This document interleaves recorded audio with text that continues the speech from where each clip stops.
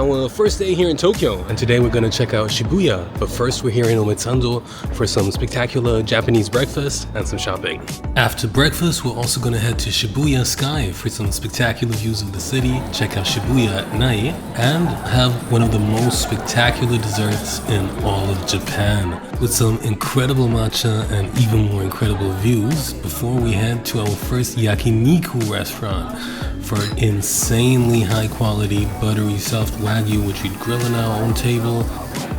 But now we're in Omotesando for our breakfast. It's our first day and we're super excited. We're heading to Bread and Espresso and for a very spectacular toast, but actually it's not being served yet. It takes some time to prepare it. So we took a mix of different things to try together, but they're actually famous for their cubed moo bread, which you can see over here in like different versions, and it's super fluffy, especially when fresh, so that was cool. And now it's time for some exploring and some shopping. We're now in Harajuku. Crazy shops everywhere, everyone dripped out. Comme des Garçons, Onitsuka Tiger, all kinds of vintage stores. Lots to see here. And we're doing some shopping, but trying not to film too much to be respectful. But yeah, really cool atmosphere, good vibes.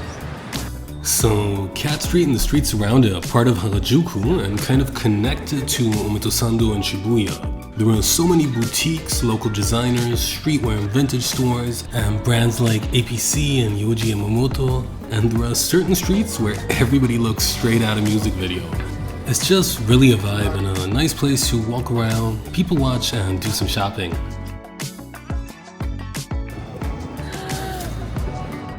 We just spotted Ralph's Coffee. So Ralph's Coffee actually has really positive associations for us because it reminds us of our first trip to New York together.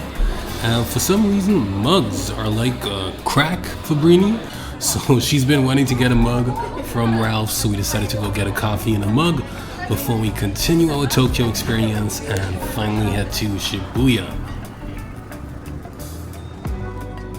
So our 12-hour layover in Beijing helped us deal with the jet lag quite quickly and efficiently, but time is passing super fast, so we already basically have to hurry up to get to Shibuya for our slot which we booked at Shibuya Sky for the sunset. It's our first time at Shibuya Crossing. First time. You know, it's funny, in Europe I would never say, hey, let's go to a mall to grab some great food. And originally, we wanted to go to Chillmatic for a pastrami burger. A, because the pastrami is supposed to be really good, and B, because of the name. But we don't have the time right now, so we're gonna look for a small snack here close to Shibuya Crossing and then head on to Shibuya Sky. We'll be heading there in one of our next vlogs though. But hey, look at this guy, his cool yellow suit. Hey Brittany, come on. Okay, back to what I was saying about malls. In Asia, it's really different. In Thailand, well, I'll speak about Thailand next month when we're there, but in Japan, often on the ground floor or the first basement floor of a mall, there's a Depa Chica, which has a bunch of different stalls filled with like extremely luxurious, delicious foods.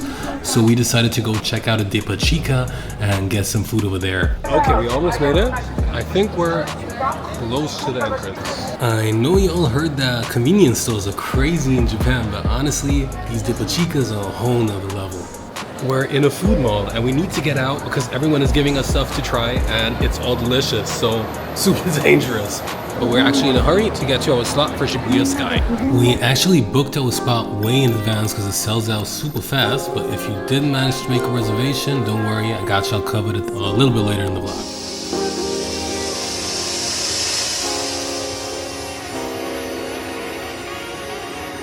So I absolutely love rooftops, so make sure to check out the best rooftop bars in basically every city I go to, and Shibuya Sky is really cool. It's spectacular, but honestly, if you've been to these kind of things in other major cities like Summit 1 in New York or King Power in Bangkok, at some point it starts to kind of feel the same. Heading upwards at Shibuya Sky. There is such a thing as too high, too far up when it comes to rooftops, because you don't feel the vibe of the city anymore. You're so far up that you're way above all other buildings. It's spectacular, but it kind of starts to feel the same in every major city. It's absolutely spectacular though, not taking anything away from it. I'd recommend visiting it, if you wanna.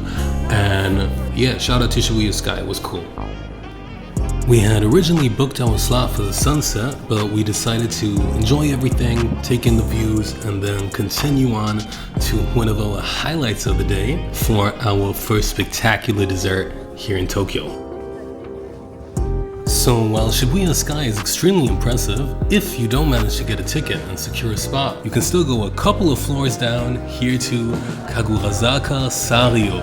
It's actually probably about 20 floors lower, but it still offers incredible views of Shibuya Scramble Square and the skyline of Tokyo, and some of the most spectacular, ultra high quality desserts here at Kagurazaka Saryo, right beneath Shibuya Sky.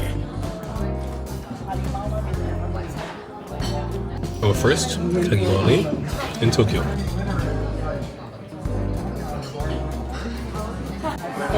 Thumbs up for sure. Shaved ice with whipped cream and the most intense strawberries. Not even a big strawberry fan, but this is delicious. There are so many layers in the parfait that every bite is a new flavor. We're not even playing it up for the camera. This is crazy.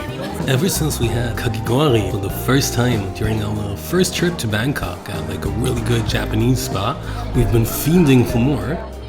We made sure to get a table with a window view, so we're sitting right at the window looking down at Shibuya Crossing and the skyline.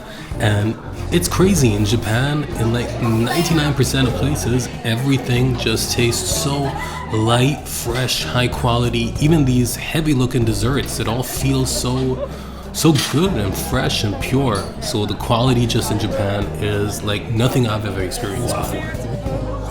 It's so cozy. So originally when researching a bit before our trip, I was like, damn, sunset is every day at like 4 p.m. It's gonna get dark super early. I was not aware that Japan actually is beautiful by day, but Tokyo becomes 25 times more beautiful as soon as the sun sets and the neon lights come on. It's just a crazy vibe. Honestly, it feels more New York than New York. It's actually double the size of New York City, more than double the size of Bangkok, more than double the size of Beijing, and everything just works. As a tourist, it honestly feels like a magical wonderland. I'm sure if I was a salaryman here, I'd feel differently, but you can just tell how people really want to do an excellent job and really care about what they do, and it's definitely not the case where I'm based. So it's just spectacular to see the quality of stuff, of services, and how people just behave towards each other. I know that everything has shadow sides and side effects, but honestly, it's so nice to see people being nice to each other, respectful to each other. And it's so nice to be respectful to people. I love the bowing culture. It's a whole different vibe over here, and I just really appreciate it. Even just the small things like holding the elevator doors open for each other, it just really makes a difference in how you perceive everyday life. Okay, it's time for one of the best meals of our entire lives. We're having dinner at one of the best yakiniku restaurants in all of Japan. This is actually one of the first things I booked for our trip, and we're gonna be grilling Wagyu Japanese steak directly on our table. Okay, we got our aprons on, and it's time to start. Service is super friendly, meat looks incredible, we're hyped. We ordered the premium Wagyu course as well as the special Kobe beef course just to try everything, and god damn, it was special. The meats are buttery soft, the steaks literally melt in your mouth. I've never experienced anything like it. Wow, highly recommend. The restaurant is beautiful, the service was impeccable from entrance to exit, but the quality of the Wagyu is just surreal. Surreal. Japan is surreal. Okay guys, that was it from our first day here in Tokyo, and in the next days we have a lot more spectacular stuff coming up. We're gonna have some more incredible meals, check out a lot of new areas before we head on to basically fulfill a life dream of mine and visit the hot spring Snow Monkeys of Yudanaka and stay at a traditional Ryokan in Shibu Onsen town before we continue on to Kyoto, Osaka, and also visit Uji, the birthplace of Matcha. Please don't forget to like and subscribe to join us in the next vlogs. If you enjoyed the video, it would mean a lot. Appreciate y'all. Peace.